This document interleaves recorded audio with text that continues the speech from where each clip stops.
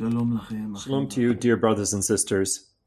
We are beginning now, today, our series concerning the kingdom of the Antichrist.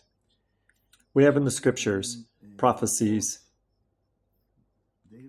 quite a few prophecies, with a lot of details about this kingdom, this last empire that will raise up in the not far future, as we'll see in the few coming days in our daily teaching. All kinds of things that we see today that are drawing us near to the time of that kingdom. We're going to begin today in Daniel chapter 2. There we have among the first prophecies about this kingdom. In Daniel chapter 2, the king of Babylon, Nebuchadnezzar, he had a dream. And he understood that it was not a regular dream. It was a dream with meaning. He really wanted to know what the dream meant. He called his magicians, he called his sorcerers, his interpreters of dreams, all of these people with supernatural powers. And he asked them what the dream was. He told them, I'm not going to tell you what the dream is. You need to tell me what the dream was and what it means. And of course they could not. And so then he gave an order to kill them. Daniel and his three friends, Shadrach, Meshach, and Abednego, they also were part of these wise men, this large group that was called the wise men. They taught them. And suddenly, Daniel heard that the king gave an order to kill all the wise men. Death sentence on all of them. He didn't know why. Evidently, he didn't know about the dream. And at this time in his life, he wasn't among those who were in the top levels of the administration. And so at the point when he heard about this order, he asked the king to give him time. And he and his three friends took time of prayer to call to God and to ask his help. And God really revealed to Daniel what the dream was and what the interpretation of it was. And so in that way, we find in Daniel chapter 2 that in this dream, Nebuchadnezzar saw an image. It was a big statue that the head was made of gold. And I can already say now that the meaning of this gold symbolized the Babylonian Empire. Afterwards, he saw a chest and arms of the same statue that were made of silver. Daniel interpreted for him that would be a kingdom that was less powerful, less splendor than his kingdom. And we know historically that the kingdom that replaced the Babylonian Empire was the Persian Empire. After that, in this statue, he saw the stomach and the thighs made of bronze. The empire that came after that empire was the Greek Empire of Alexander the Great. And afterwards, he saw then in this image, the calves were made of iron. And this iron symbolized the Roman Empire that came afterwards. But in the end, he saw the feet that were made of iron and clay, strong iron and weak clay. From clay, you make pitchers, pots. These are fragile things. And this is the last empire that symbolizes the empire of the Antichrist. He also sees then in verses 41, 42, and 43 details about this last empire.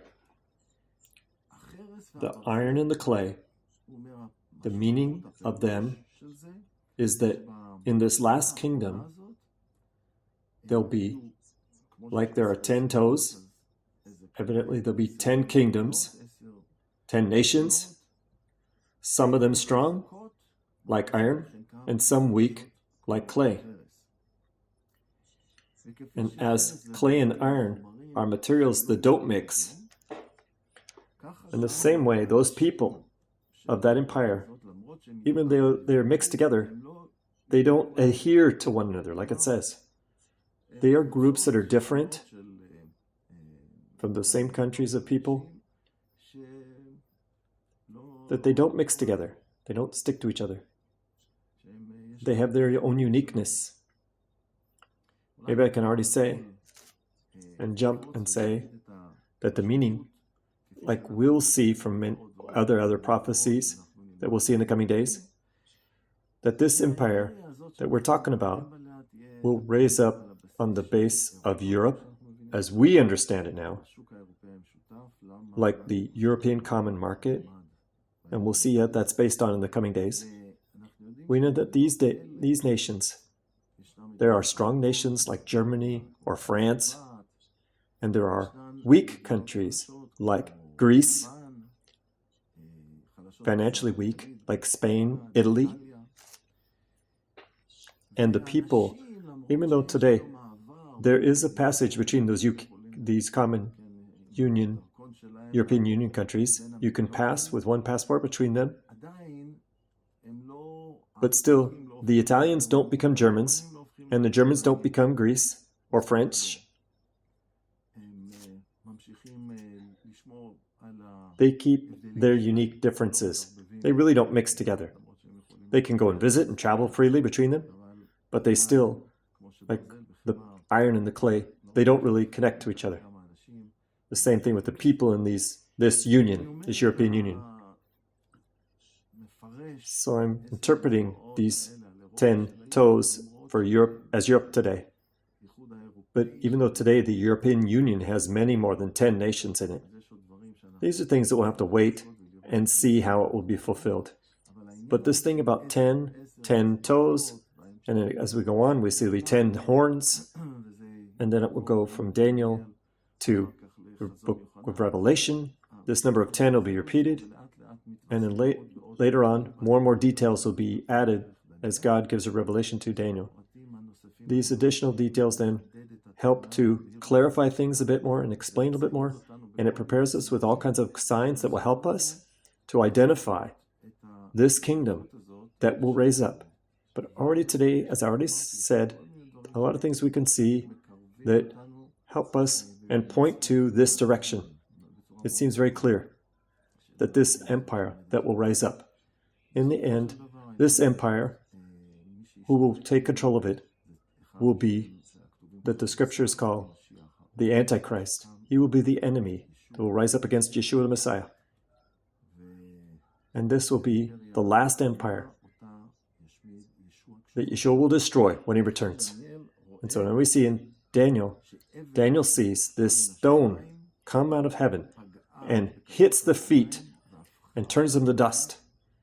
And the wind scatters, and there'll be nothing left of all of these nations, and of the gold and the silver and the bronze and the iron. It will all be scattered in every direction. And this stone will grow and turn into a great mountain that will fill the whole earth. This is the kingdom of Yeshua that says it will raise up and last forever. So this is the first prophecy, the first day we're going to speak about. And as we begin to get into this subject of the Antichrist, by the grace of God, in the coming days, we will continue with additional prophecies. In the meantime, I wish you the grace of God and peace and blessing. Shabbat of our Father in heaven. Shalom.